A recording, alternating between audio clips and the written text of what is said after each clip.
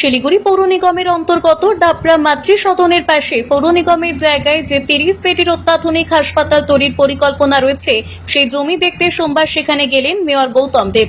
জানা গেছে পৌর নিগমের পাশে থাকা ওই জায়গাটিতে যে হাসপাতাল তৈরি হবে তা যাতে দ্রুততার সঙ্গে করা যায় সে ব্যাপারে উদ্যোগ নেওয়া হচ্ছে। এর জন্য যে প্ল্যান তৈরি হয়েছে তা কলকাতার স্বাস্থ্য ভবনে অনুমোদনের জন্য পাঠানো হচ্ছে। শুধু নতুন বিল্ডিংই নয়, পুরনো যে ভবনে এখন চিকিৎসা করা হয় তারও পরিকাঠামোগত বেশ কিছু উন্নতি করা হয়েছে। মেয়র গৌতম দেব জানিয়েছেন, মাতৃসদনের দ্বিতীয় আধুনিক ক্যাম্পাস শীঘ্রই তৈরি হবে।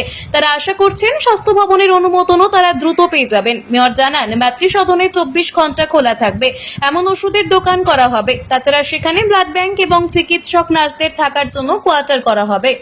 মাতৃসদনের একটা সেকেন্ড আধুনিক ক্যাম্পাস আমরা তৈরি করব। তার জন্য আজকে সিএমএস সাহেব, আমাদের চিফ ইঞ্জিনিয়ার, অন্যান্য ইঞ্জিনিয়ার, হেলথের এমআইসি, ডেপুটি মেয়র, এখানকার কাউন্সিলর, আমরা সবাই এসেছি।